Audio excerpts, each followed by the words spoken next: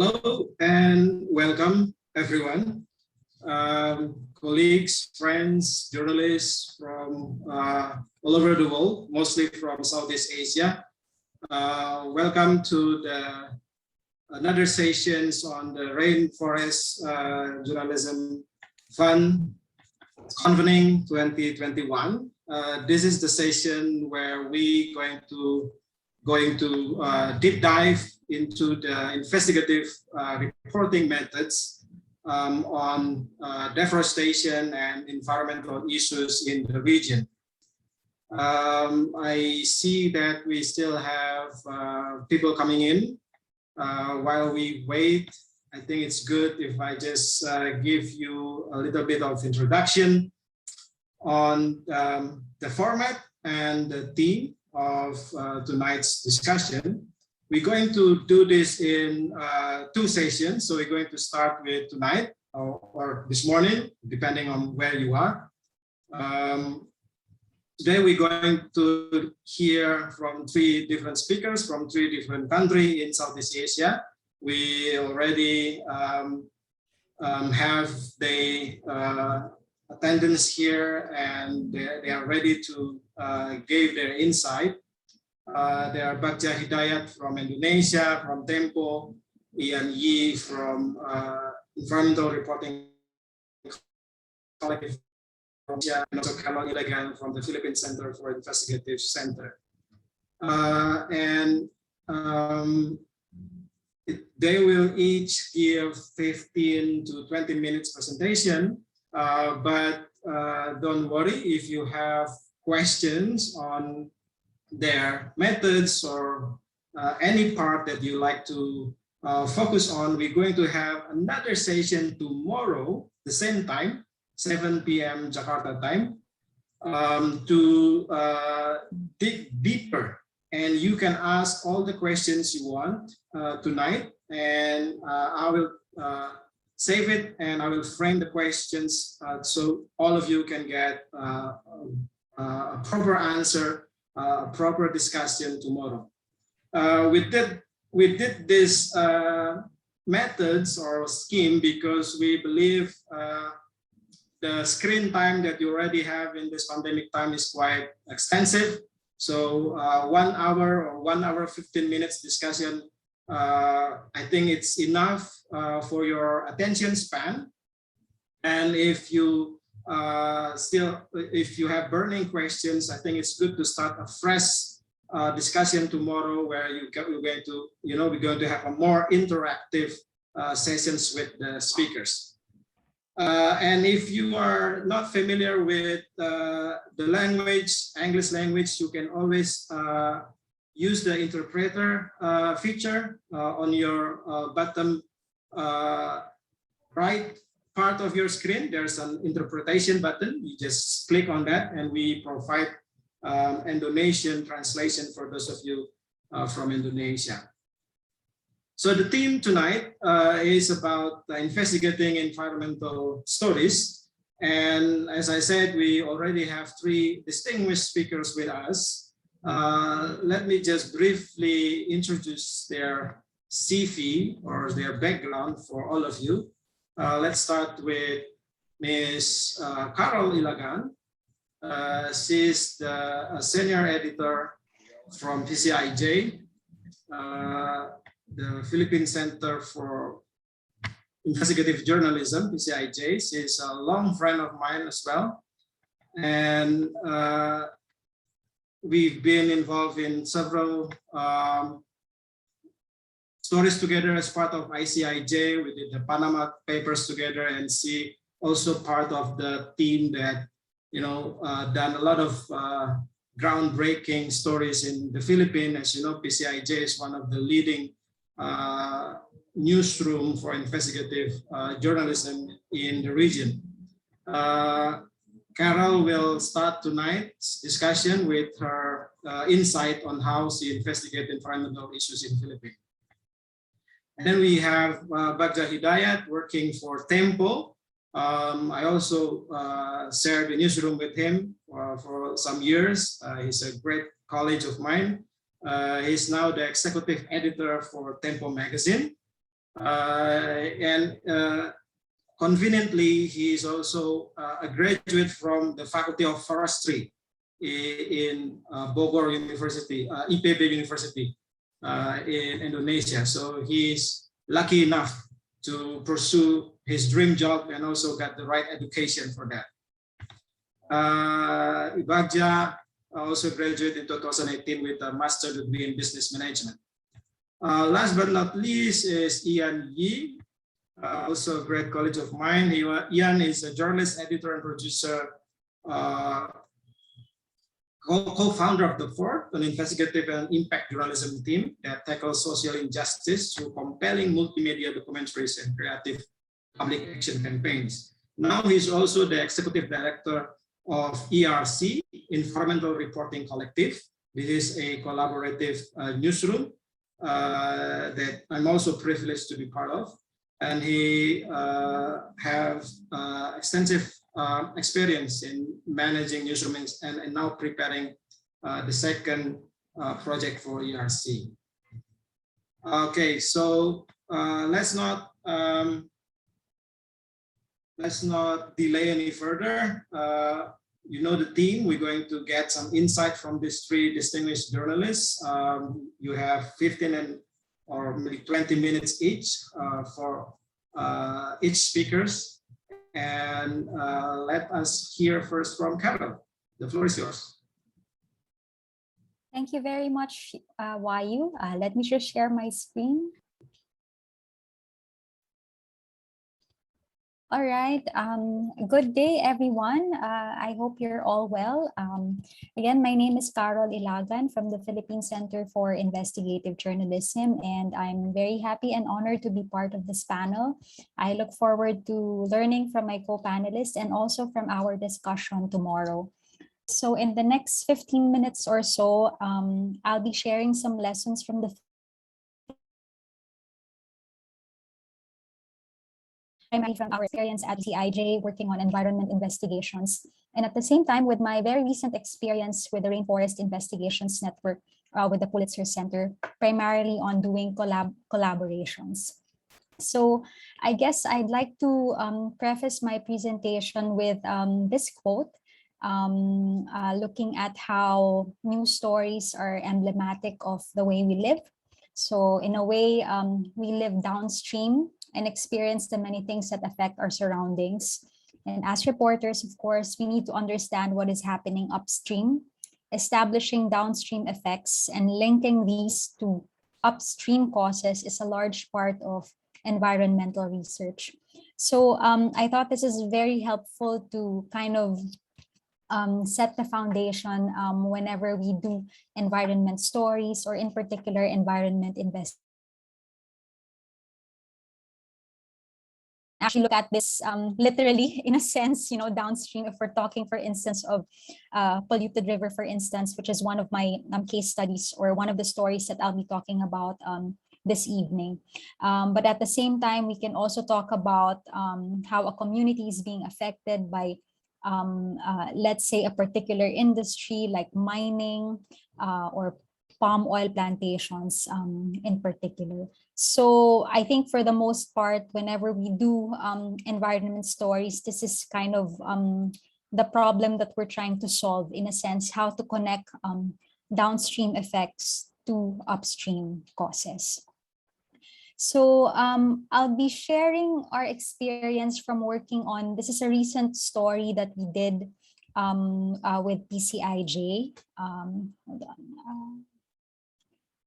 So during the first quarter of this year, we released a 4-part report about a town in the Philippines called Bulacan. It's in the northern part of the Philippines, and the river there is dead.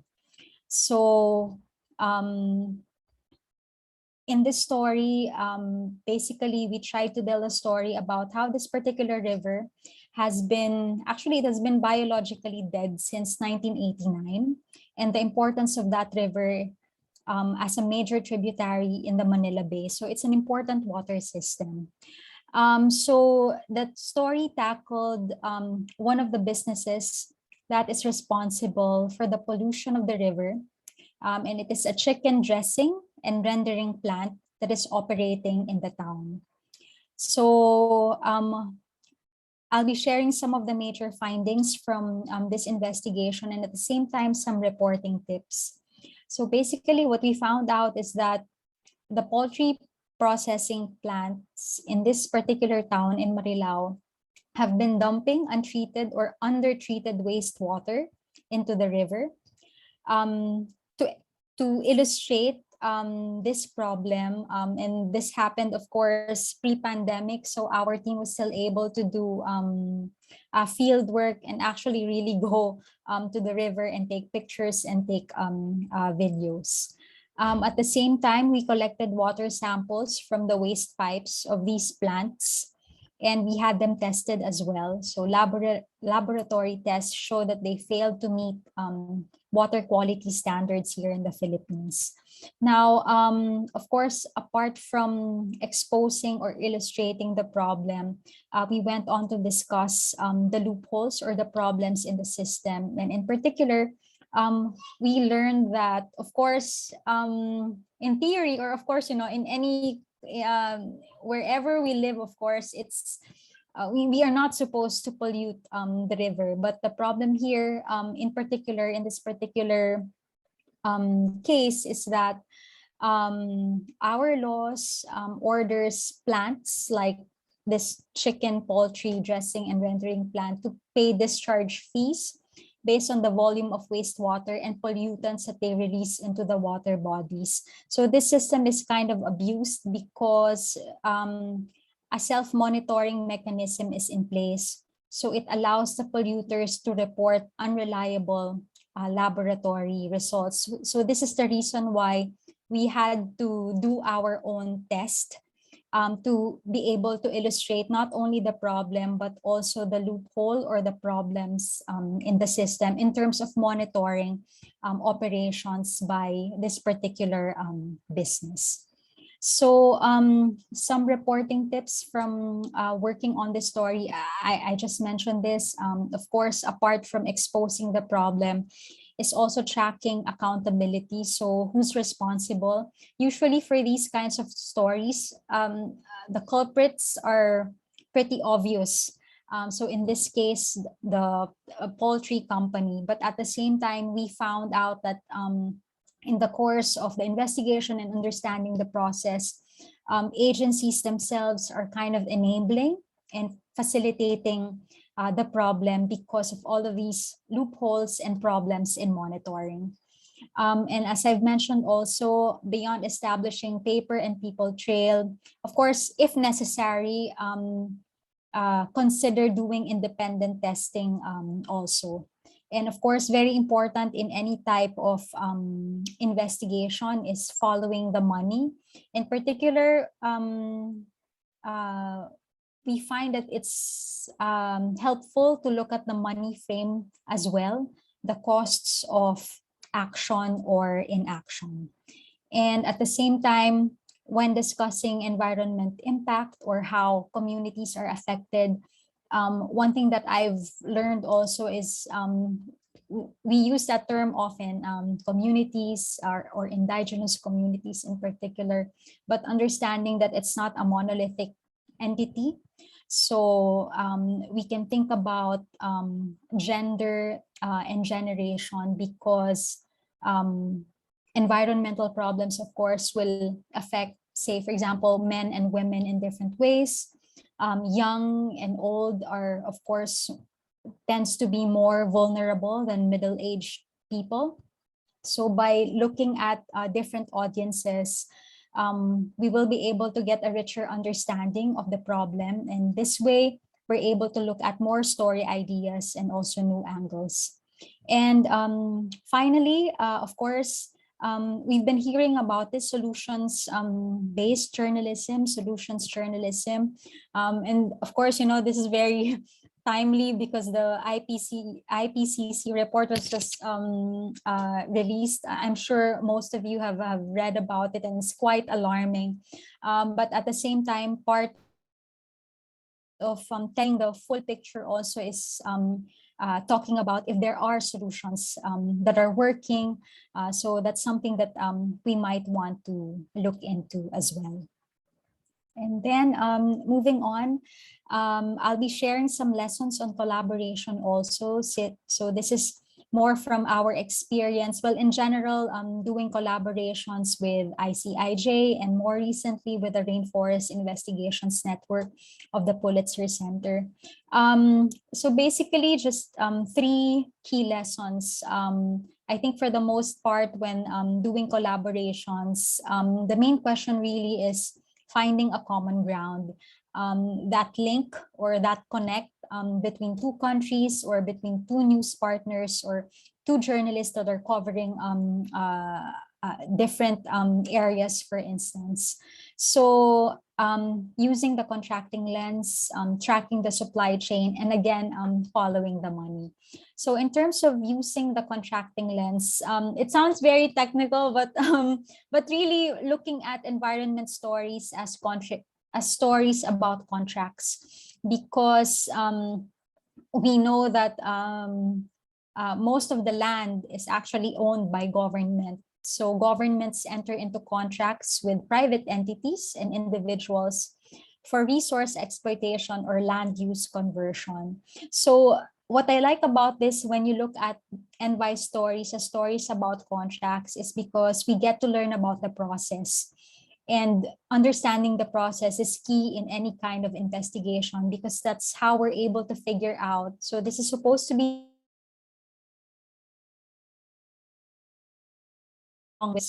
but at the same time, on a practical level, it's helpful also because then we know how to establish the paper trail for these processes.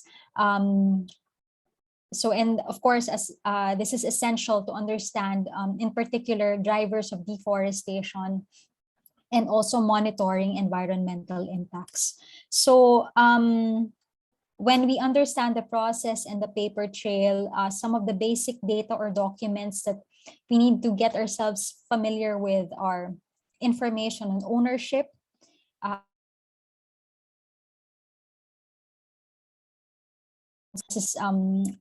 in my experience, it's been very, very helpful mapping palm oil plantations, for instance, and see whether it overlaps export and import data when we talk about the supply chain.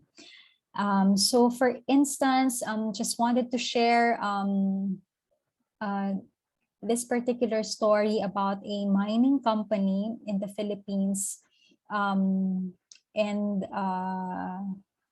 there was a disaster, a mine waste. So the mine waste spilled into a 26-kilometer river in an island province in the Philippines called Marinduque. But up to now, the communities, the residents there are still seeking compensation from this disaster that happened in the 1990s. And the company that is involved here is a Canadian company. So again, if in terms of if we're looking at stories on collaboration, this is one example of how we can connect because again, this is a story about a Canadian company doing business in the Philippines.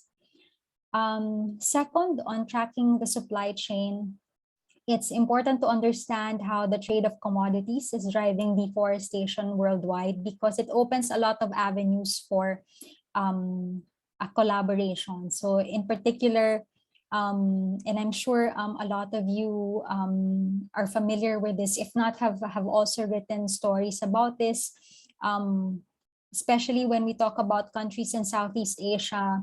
A lot of our countries here are supplying materials or products for use in the other side of the world. So for instance, timber, palm oil. So I think understanding that and how the trade happens is very important to look at what stories we can do or what stories we can collaborate on. So I think, of course, basic here is looking at export and import data but I know that not all countries would have this information publicly or readily available. But so far, we've been learning that some financial disclosures might be helpful to give us leads. It's also useful, of course, to talk to industry experts.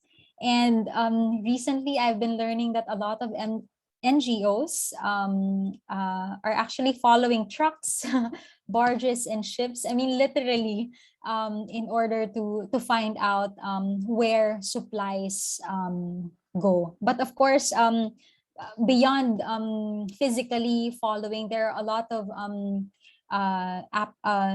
websites where we can get this information. So one example is Trace. So if you have time, I encourage everyone to look into this website. For palm oil, there's palmoil.io. That's also very helpful. So it's essentially a website with data on the supply chain. So it depends on what you're looking at. Let's say if it's soy, timber, or palm oil. I mentioned earlier You have finding two more minutes, Karol. Okay, I'll be wrapping up. I mentioned earlier financial disclosure. So this is one example of a mining company's financial statement. So there's some mention here of where mine output is going. So for instance, China and Japan. And finally, last tip in terms of finding a common ground, if you want to work on collaboration, is of course following the money. Understanding, of course, that industry scale operations require big investments and loans. So it would be really helpful to look at how banks in particular are helping companies to expand or finance their operations. I'm sure you're all familiar with the ESG or the environment criteria. It's a set of standards for a company's operations that usually socially conscious investors are using to screen potential investments. Of course, look at the role of offshore. And also keep in mind that environment stories too are highly political, and it's shaped just as much by public opinion and vested interests. So just an example, there's a website called Forest and Finance, where you can find data on how much loan a particular bank has given to companies which might be a risk to a forest, for instance. So this is one example of Singaporean banks. And one story that was done by ICIJ, how lawyers and big banks have helped one of Asia's largest paper companies expand despite poor environmental record. So just to wrap up, again, mainly based on my experience working with the Rainforest Investigations Network, I found it helpful to read, of course, our colleagues' work, learn from their methods, and the concept of radical sharing, not just, of course, sharing documents, but from start to finish, in a sense that when you're planning the investigation up until you release and you share their stories. That's it for me, Wahyu. I'm happy to discuss more today or tomorrow. Thank you. Thank you. Thank you, Karol. I think that's really insightful. I think there's a couple of interesting points there, especially the one that I especially like is when you said that we need to also not look at only the corporation that did the environmental or created the environmental problem, but look also at the agencies that enable them, that facilitating this problem to continue. And all of the tips are really on point, and I think it will give a lot of insights to our participants. We have 30 participants, and it keeps growing as we continue. There's a couple of questions on the Q&A, but I would like to give the second chance to Bagja Hidayat. Kang Bagja is from Jakarta, Indonesia, from Tempo. I already introduced his previous works, and now the floor is yours. Okay, thank you, Bli Wahyu. Good evening, good morning, good afternoon for everyone. My name is Bagja Hidayat, work for Tempo, and yeah, I will share my experience on the investigative reporting during in Tempo. Let me share screen. Yeah. Okay. The title of my presentation is Planned Deforestation, because this is a controversial term.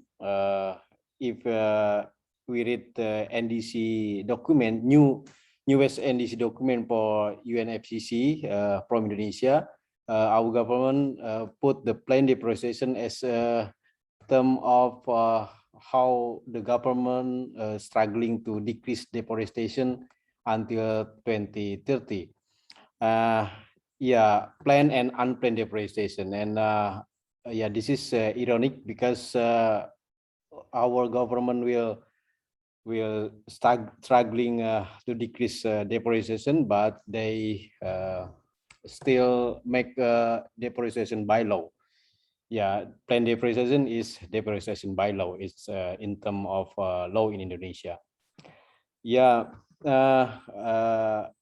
My experience in this session will sharing the example how the government make a planned deforestation in Sumatra, and then this is the good example how our government make a decision to destroy our forest.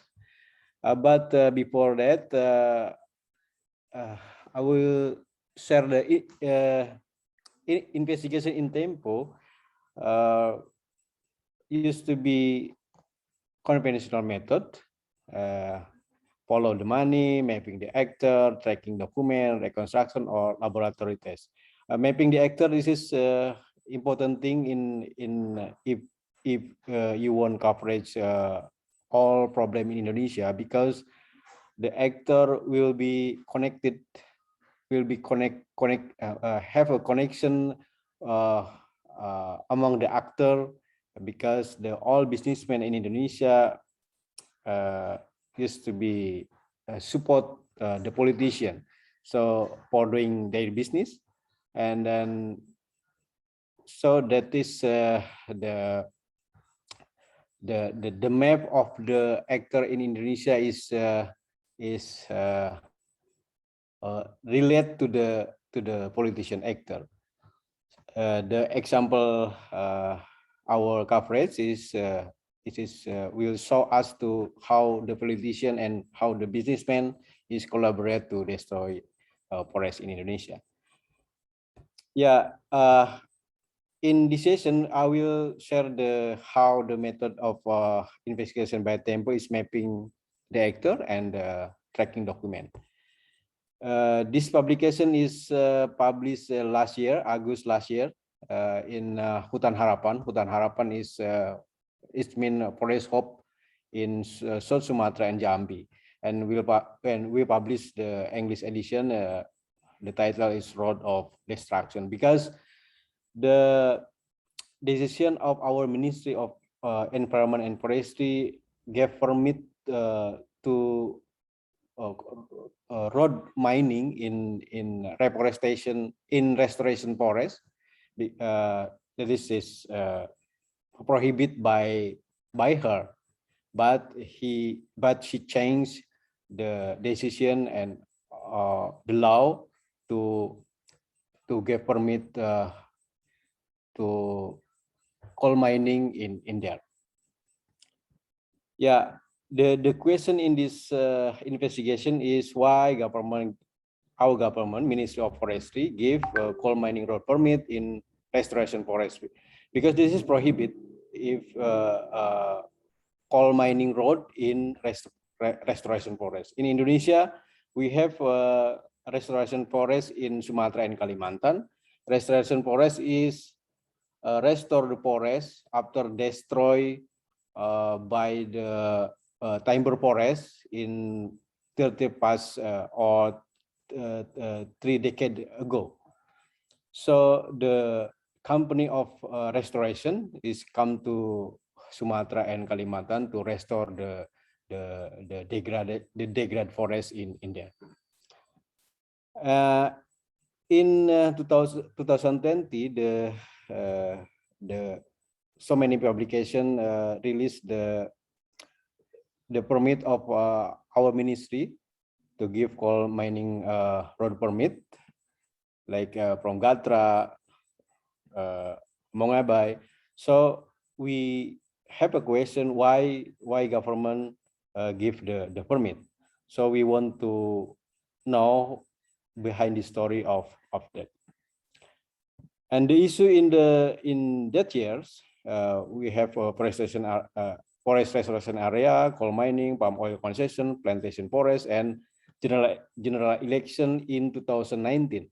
Because the permit or the law by the government released only 3 days before Ministry of Forestry left her position in first term.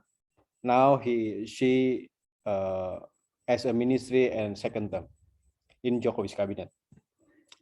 The profile of the area is this is Indonesia, so the area coal mining road is here in South Sumatra and Jambi. And yeah, this is the profile of the restoration forest. Harapan forest. Harapan is mean in English is hope, forest hope. And yeah, this is the map of the restoration forest of Hutan Harapan. The own of concession is PT Restoration Ecosystem Indonesia. This is the company running by BirdLife Foundation in Indonesia. And BirdLife Foundation, International Foundation. This the line is alternative of road mining in restoration forest. The green one is the cross of concession, and the red one is the cross concession, but still side the concession, and the blue one is outside of the restoration forest, but cross of the so many concession on palm oil company and forest plantation. So this is the problem what we found the investigation. We tracking the document, permit mining road, deed of company, and report of Ministry of Environment and Forestry, research body on coal mining in Hutan Harapan before the minister released the law. And this is the actor who involved, the minister, of course, the government of Jambi and South Sumatra, owner of companies, and politician. Yeah, this is our Minister of Forestry, Miss Siti Nurbaya Bakar, and she is a Nasdem politician. And she launched the act that prohibit coal road on restoration forest. And the second one is the Peter Sondag. This is the richest businessman in Indonesia. He is main support of Jokowi's cabinet, Jokowi's as politician in the election, and he owned the company of coal mining in restoration forest. This is a company running coal mining in restoration, PT Marga Barajaya and PT Tirariani. The Peter Sondag is the Marga Barajaya is grandson of the Rajawali Group. Rajawali Group is a big company in Indonesia, running palm oil, forest plantation, and coal mining. And the third one is the Haji Halim. Haji Halim is the strongest man in South Sumatra. He owned of so many company on forest plantation and palm oil in South Sumatra near of restoration forest. he is the strongest man. So all the presidential candidates should be come to him, should be meet him if they want to winning the election in South Sumatra. So this is our president that he meet with Haji Halim. I think all president has met with Haji Halim in South Sumatra. And our actor is Mr. Muldoko. Mr. Muldoko is head of President Sub Office, and he is a middleman between Haji Halim and Peter Sonda. Yeah, this is the story. The story is the company of Peter Sonda want to made up the road of coal mining, but they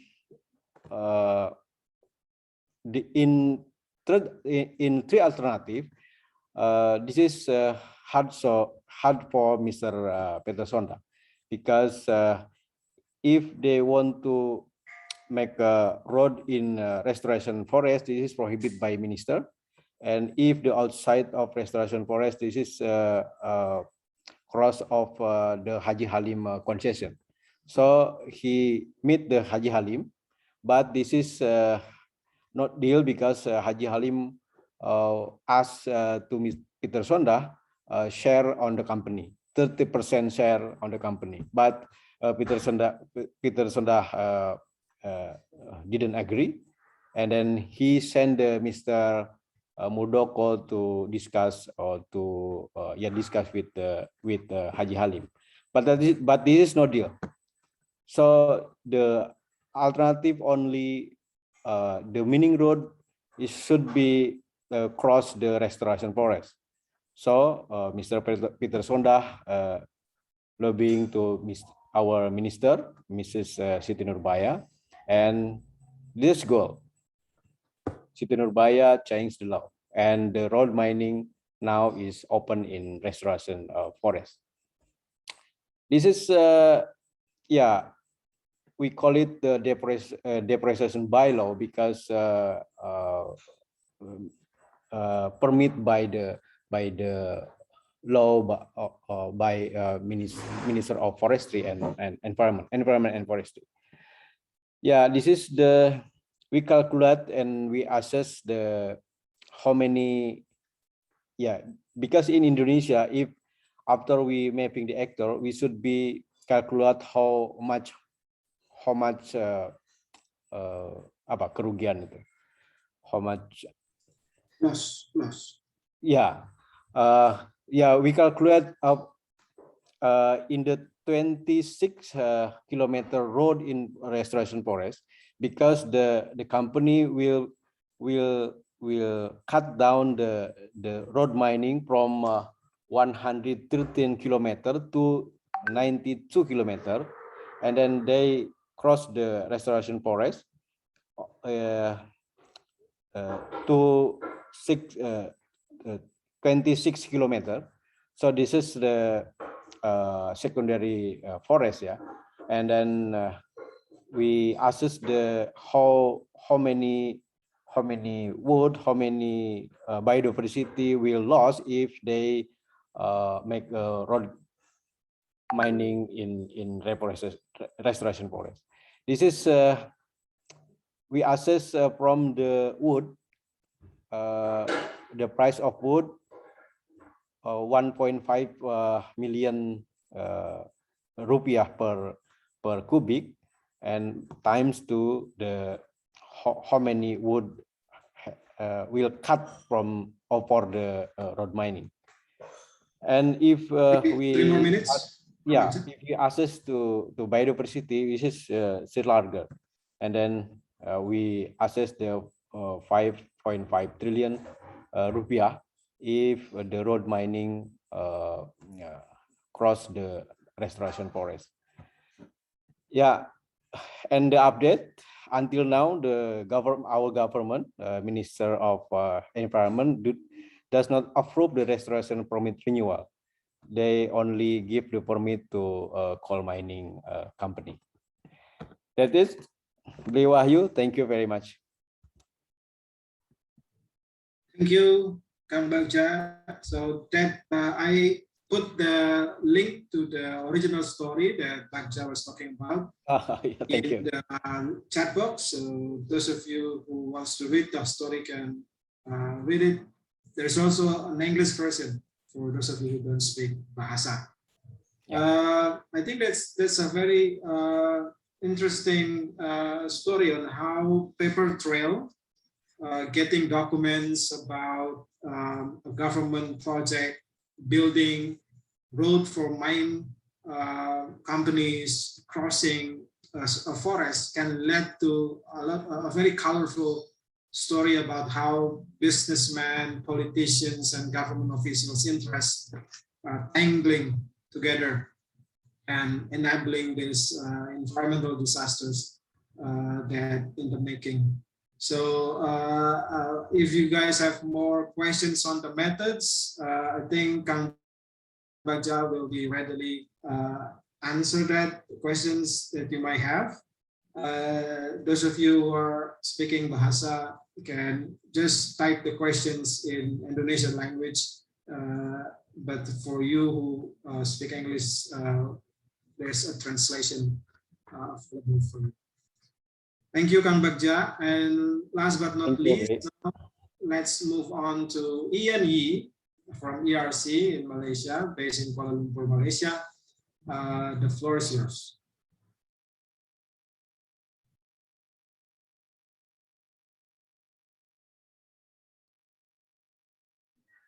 Thank you so much, Wahyu.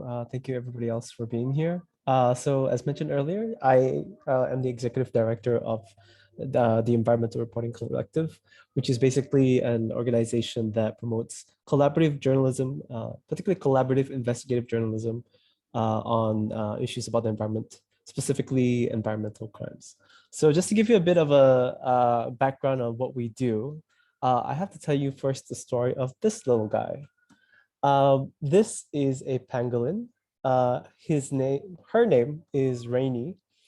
So pangolins, they exist in Malaysia, throughout Southeast Asia, in Indonesia as well, I believe, Thailand, Vietnam, and they're just this really docile creatures. They pretty much don't do anything during the day. Completely harmless creatures, and every time you get near them, when they get freaked out, they just roll up into a ball. And they have these really tough scales that protect them. So it's their defense mechanism. So yeah, I was fortunate because of the work that we do. I was fortunate to be able to carry one, and it was quite a nice experience. But unfortunately, pangolins like Rainy right here are also the most trafficked mammal in the world, mainly because of their scales. So in traditional Chinese medicine, they believe that these pangolin scales have some form of medicinal qualities. So even though this has been debunked by science many, many times, the scales are essentially no different than our fingernails. So if you believe that this has medicinal qualities, you might as well just be eating your own fingernails, which apparently some people do, which is kind of gross. So exactly why you shouldn't be eating pangolin scales either. But the interesting thing about this is Rainy right here is obviously, this is a photo that a team that I work with in Malaysia, they took this photo here in Malaysia. And this is in Myanmar. So just to give you the scale of how, no pun intended, the scale of this crime, a lot of these pangolins actually go from Indonesia, because in Malaysia, they've been literally hunted to the brink of extinction, and indigenous communities that we spoke to say that there's just no more pangolins. So we in trial investigations, we heard that pangolins were going from Indonesia, being smuggled by boat over to Malaysia, through the border to Thailand, and so on and so forth, all the way to China. So, and yeah, just to give you the scale of this issue, it happens, it's such a wide network, right? Connecting so many different countries. So how exactly is anybody supposed to report this? How is your story actually going to make a difference in this issue that has been going on for a couple of decades? In short, how can we save Randy? Oh, I think I got the name wrong. Sorry, that was Rainy. Sorry, I get my pangolins all mixed up. Well, I'll tell the story of Randy in a bit. Okay, so if we try to do this without collaborative investigation, obviously you're going to be facing a few problems. Number one, there's inadequate funding or resources. And there are very, very few media organizations, obviously, that could afford to fund a 12-country investigation, which is eventually what our investigation, in trying to save Rainey and her kind, eventually when we started tracing all these different links between companies that were trading pangolin scales, between where the sources were coming from and where the stock was being shipped out to. It was like more than 12 countries, but in the end, what we could cover was 12 countries. So without collaborating, it's nearly impossible. I really can't imagine too many companies that would approve something like this. Maybe they would ask you to get a local fixer. Maybe they'll ask you to collaborate with someone, one or two here and there. But without true collaborative investigation, the term that Karol used earlier, which is great, radical sharing. Without that, you wouldn't be able to make a dent in this, huge global network of pangolin trafficking. Number two, obviously, you're going to have gaps in reporting. If you can't afford to send someone there, there's always, yes, you can rely on experts there. You can do phoners, you can do Zoom calls these days, but it's still not quite the same as having an investigative reporter on the ground, knocking on doors and filling up those gaps in reporting. Basically, transnational crimes and indeed a lot of major environmental crimes are transnational in nature, that are cross-border in nature. So such crimes, it needs transnational investigative reporting in order to fully expose the scale of it. Again, no pun intended. What's happening? And finally, number three, without collaborative investigation, the impact of the story is just not going to be quite the same, right? Because when you have local media, there is a connection to the people, there is connection to the civil society, to government. The nuances of how to engage people on these issues. So if you parachute someone in who comes in, works with a fixer, gets some of the interviews done, and flies back out and puts the story together, the impact is just not going to be quite the same for the community. But with collaborative investigation, it really doesn't take that much. Number one, what we do is co-funding, right? The partnering newsrooms or the collaborating newsrooms from each country just have to cover their own costs, right? You just pay for what you would normally pay your reporter anyway to investigate your part of the story. So in Malaysia, we had a team that I worked with, R.AGE, that we helped with the pangolin investigation here. And we had, support throughout, across 2 different continents. We had South China Morning Post in Hong Kong. We had Tempo in Indonesia. We have Myanmar now in Myanmar, and so on and so forth. So that kind of gave us the kind of like economy of scale to be able to do this investigation across all those different countries. Number two, by co-publishing, by making, again, radical sharing, all content, all sources, all documents are available to everyone. So there's no more gaps in reporting. Everything is put up into a shared repository. So if you think like, oh, I don't know, like for example, in Malaysia, we were having trouble because we were able to investigate all the way to the Thai border, and we couldn't find anybody to fill in the gap between Thailand and Myanmar, I think, if my geography is failing me. But we will immediately be able to find some reporting from Thailand in that shared repository and fill in those blanks.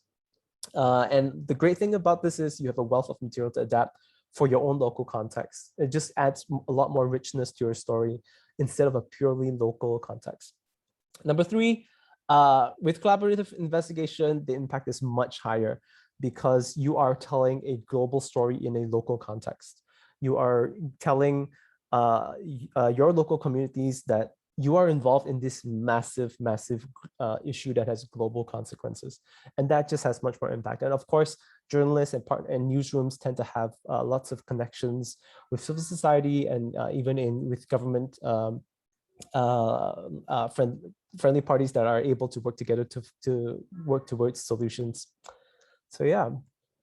So thanks to collaborative journalism, we're able to put this together. I'm just going to quickly show you what the final product looked like.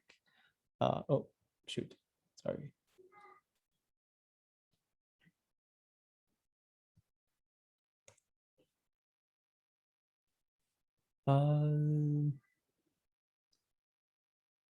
do you guys see a website now? Yes, yes. Yes, okay. So if you look at the scale of this, this is something that, look at the top, the navigation bar. Obviously, this is not ideal. I know I have a web developer here in King, and he's probably looking at this and think, wow, that's a lot of chapters. Maybe there could have been a better way to break it up. But yeah, this is the scale of what we were able to do with collaborative journalism, starting in China, to do really cool visualizations like this. Again, I'm going to talk about another thing about collaborative investigation is being able to leverage on each other's skills, different skills and resources. So yeah, so be able to track it all the way to Cameroon. Yeah, and truly visualize something for the public. Now back to the presentation. You guys see the presentation right now? Yes. All right, cool. So Randy was started by one particular so this is a video produced by one of our ERC partners, R.AGE, based in Malaysia. And so obviously they covered the Malaysian leg of this investigation.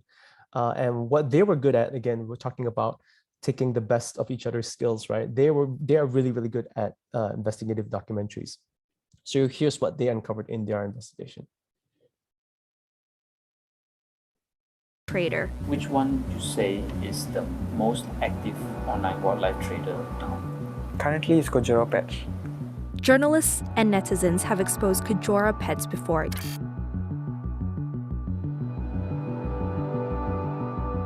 Even naming the person behind it. However, authorities have been unable to act. Kojoro Pets started really long ago on his Instagram account, was like 2015 or early 2016. So once his pages gets attention, then he actually shut down the page and open another new page with a different name. The phone numbers, the bank accounts remains the same. You can just change his account names, but then at the same time, it's the same person. With the help of enforcement officers, R.AGE set up a purchase. We wanted to see if we could trace this crime back to the trader. So from what we know, the bus is coming from Pahang, which is around 4 hours away from KL, which is where we're at, and it should arrive in the next 15 minutes. Kamu tahu gak dalam ini apa? Tak tahu ah? Hah?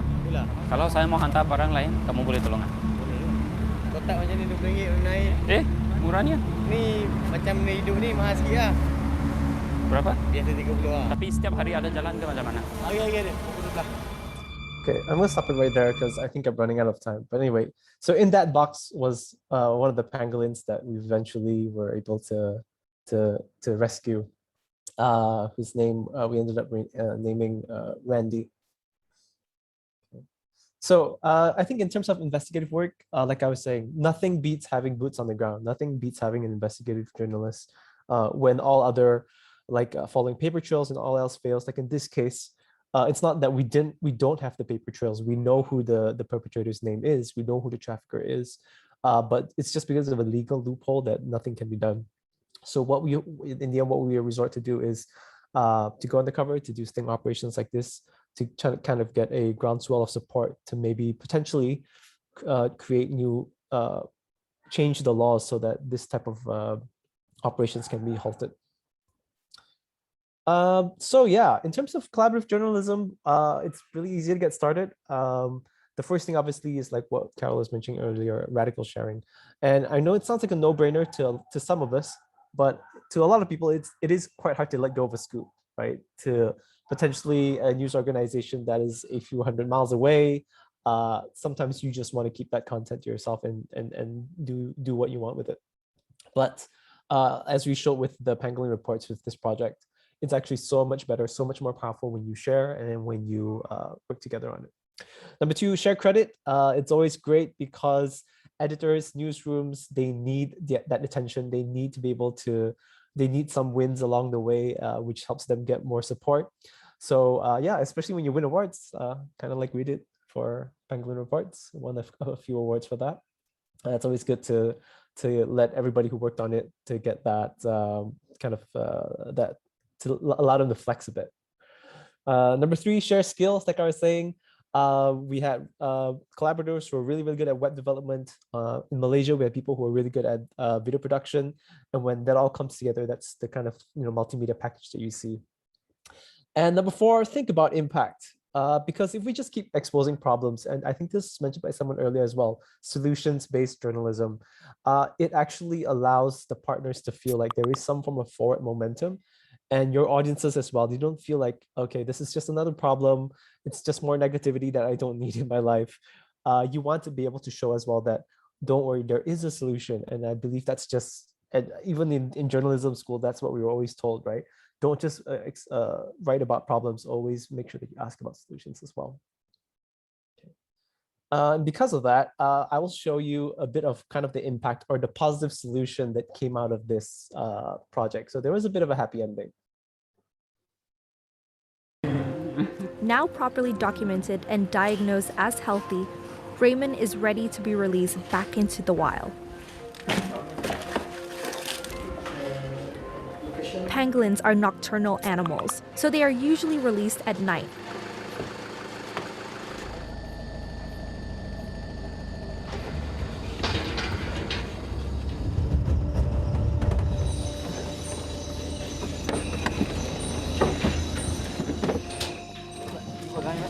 Ini sudah kawasan reserve. Senanglah kita nak lepaskan dia. Kalau kita nak masuk dalam lagi pun boleh juga. Tapi kita ambil faktor juga, semalam dah gelap kan, risiko juga. So kita ambil yang kat sini lah.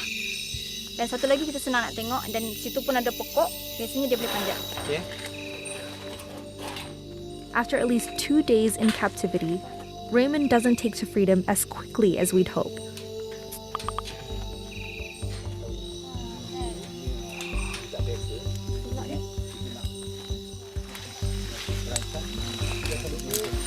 Okay, dapat.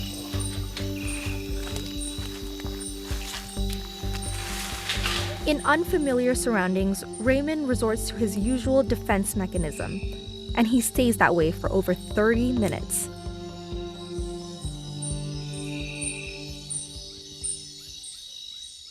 Finally, he smells freedom.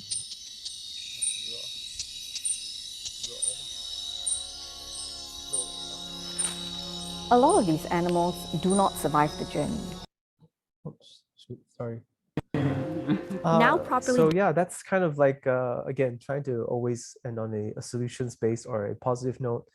In this case, in Malaysia, what we're able to do through this report, through this, the images of the pangolin, trying to put a face to this issue, that actually caused quite a lot of groundswell support from the public. And because of that, the National Anti-Corruption Agency in Malaysia launched a probe into the enforcement officers that were actually involved in smuggling pangolins across the border into Thailand. And even the chief inspector of the police launched his own report, his own probe as well into police officers that were also involved. So that's the kind of solutions-based journalism that we try to do collaborative at the ERC. And this is roughly our model. So we kind of just play a role as facilitators in the middle, but where the impact comes in, where the influence comes in, is when we work with partner newsrooms, and that grows and grows out to the journalists that we work with who are in contact with impact partners like civil society organizations, like conservationists, and that in turn will allow us to have a much more positive impact on communities. So how can we collaborate? I think it's really easy. Radical sharing. Take all of our content, all the pangolin reports content you see, all the videos, everything is technically under Creative Commons license. You are allowed to take it for free. And in fact, we do have an upcoming investigation into ocean crimes. Can't say too much about it at this moment. We should be releasing it within the next few weeks. And again, what we normally do is we create a repository of all this content, whether it's text, video, visuals, graphics, even the entire website, the code. Sometimes we share all of that, and anybody is allowed to take it, use it, as long as you credit it back to the ERC. So it's that simple. If you want to collaborate, this is how you get in touch with us. That's our email address. And yeah, thank you so much for your time. Great, thank you, Ian. Okay, so there you have it. You have three distinguished journalists, editors sharing their methods, their insights on how they do what they do, how they approach the story. I see some questions already answered in the Q&A box. And we do have some time before we close. As you know, we're going to have another sessions tomorrow at the same time, 7 p.m. Jakarta time, just for you to ask more questions and to focus on your project, because I believe most of the participants tonight are part of the Rainforest Journalism Fund, already a grantee or planning to pitch a story or a proposal. And tomorrow is your chance if you want to, like pitch your story and get some ideas from these three speakers and get their, get their feedbacks on, where to start or what to focus on. But before we close the session, I'd like to ask a very simple questions to all of you, the three of you, because some of the questions that we have in the Q&A are about where do we get the documents? How do we access public data? How do we get the leads to start with? Maybe three of you can share how you do it. How do you start a story? Do you start with a question after you see a problem, or you start with a lead? Do you start with the documents? How do you start a story? How do you start investigating? Maybe Karol, you can start. Hi, Wahyu. Thank you. Thanks, everyone. Thank you for the questions, everyone. I tried to answer what I can in the chat box and the Q&A portion.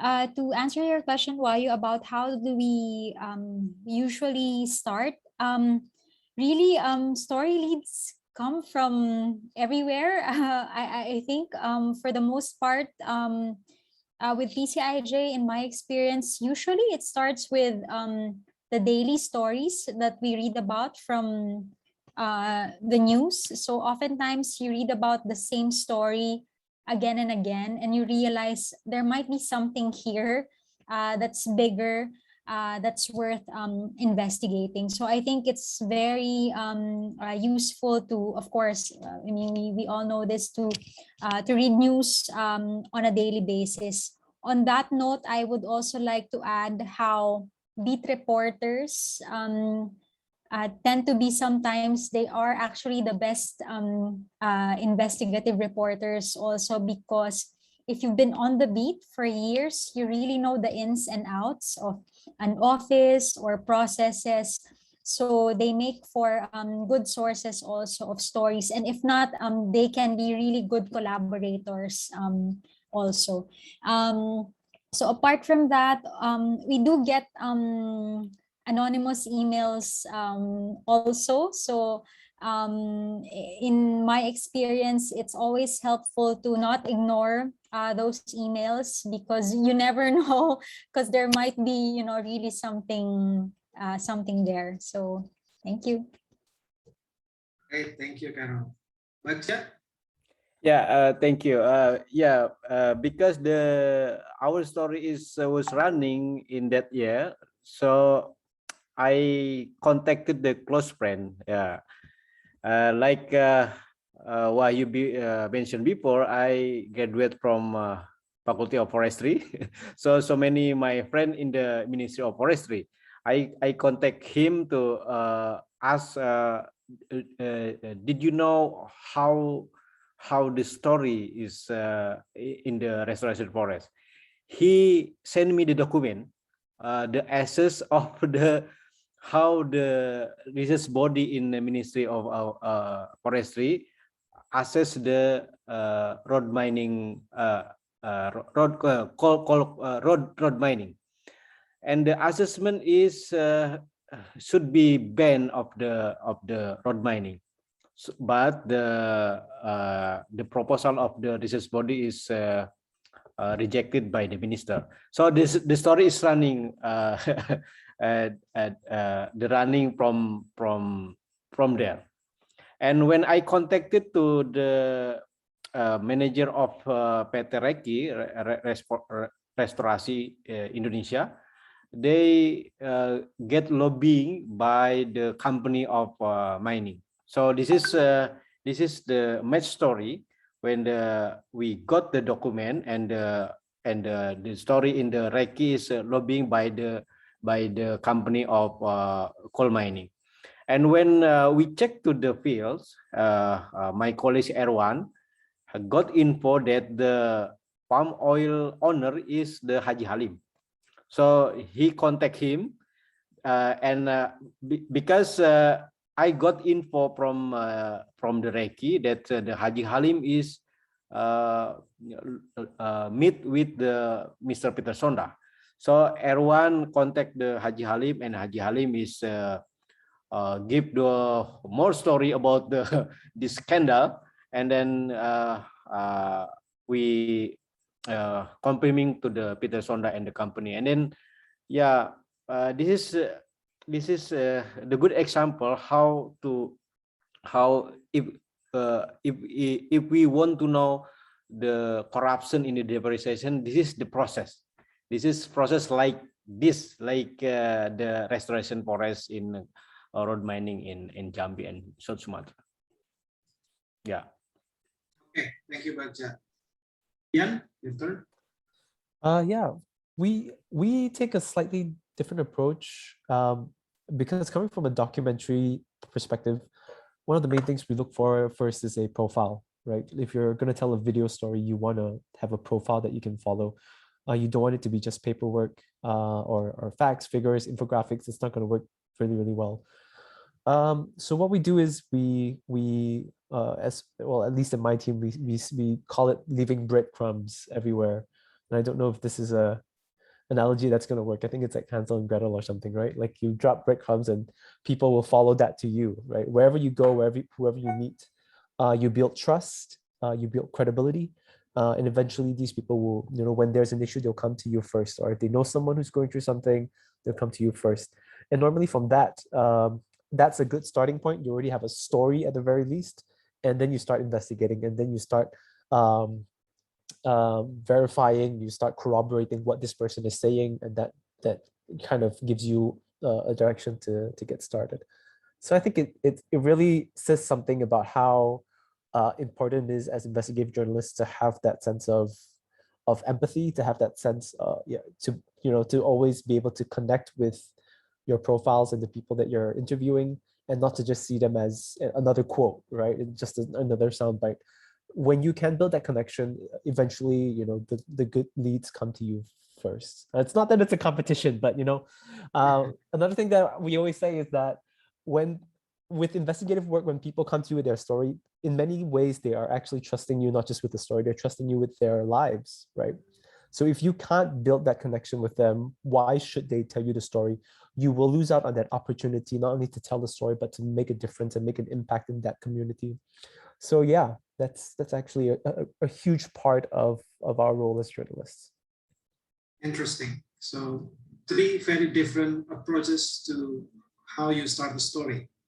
And we will elaborate on that tomorrow. We hopefully tomorrow we'll have a chance to talk 1, 2, 3, the step-by-step of investigation. How do you start with? What do you do first? And one questions on the Q&A box. It's really interesting.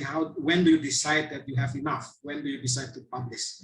That's for tomorrow. But before I let you 3 go, just one more last questions for tonight.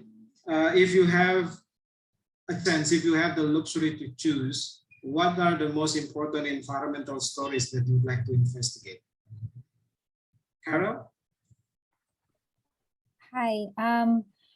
For me right now, while working with the Rainforest Investigations Network, I think there's a big room to work on supply chain stories, especially coming from our part of the world, in Southeast Asia, Asia Pacific, when, as I've mentioned earlier, a lot of products are coming from our countries. So I think, again, there's a big room for Asian journalists to fill in that regard.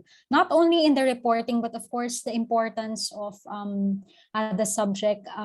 Because right now, I know that we've been hearing a lot of the doom and gloom stories with climate change, but I think talking about the supply chain, understanding that products on when you go to the supermarket in our daily lives actually cause deforestation, I think is important to take note of. And in that way, I'm also hoping that we get to understand what solutions are available as well.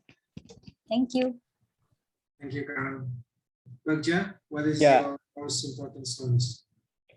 Yeah, for Indonesia right now is the deforestation, I think, because the deforestation is the big news in Indonesia, because the impact is various, not only to biodiversity, but to the indigenous people, to the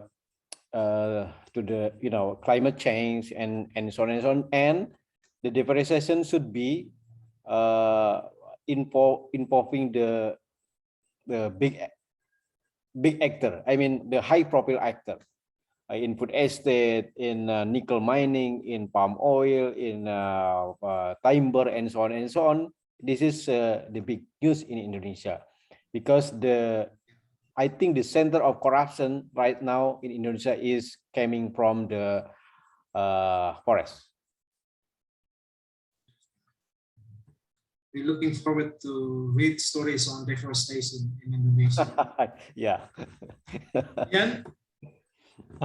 Maybe I'm biased because we are currently working on an oceans issue, but yeah, anything oceans related for me. We've been working on it for a few months now, and the things that I'm learning about like ocean pollution, overfishing, it's just insane. It's absolutely insane. And the planet, it's covered mostly in water. Most of it, there's like overlapping boundaries, and it's away from authorities and away from any form of enforcement. So it's a huge space where I feel a lot of environmental crimes are taking place. So that's so stay tuned at ERC. We'll be releasing something about that soon. Cool. Thank you, Ian. So I'm afraid that's all the time we have for tonight's session. Don't worry, and don't forget that tomorrow we're going to meet again. We're going to have another 60 minutes. I'm going to divide tomorrow's session into 3 parts. So the first part is where you can ask any relevant question for your project. So hopefully we will open the floor for all of you, and you can just type your questions or open your mic and we will hear directly from you. And then the second part, we're going to deep dive again to the methods, the 1, 2, 3, the step-by-step of investigating environmental stories. And the last part, we're going to focus on collaboration. How do we collaborate? One questions on the chat box about collaboration didn't get a chance to be answered tonight, but hopefully we're going to have more time for that tomorrow. There are also some questions on the Q&A that is really interesting and deserve proper answer from the 3 of you on how to get the right data. What do you do if you have conflicting data or conflicting accounts from different sources in the process of investigating? And there's also questions about what to do when you encounter high-risk story. How do you manage the risk? So those questions are for tomorrow and food for thoughts for the 3 speakers. So hopefully you can dig deeper into your past experience and then provide us with interesting and insightful answers for tomorrow's session. I would like to thank all of the speakers, Karol, Bagja, and Ian. You've been very generous with your time and with your insight, with your experience. Thank you so much on behalf of the Pulitzer Center, and on behalf of the participant. I would like to give you a big round of applause. If you are in an offline situation, I'll give a big hug to all three of you. Thank you so much. And I think that's all the time we have. And we're going to see all of you hopefully tomorrow at the same time on Zoom online. Thank you so much, guys, and good evening. Thank you, everyone. Thank you, Wahyu. Everyone. Bye-bye. Thank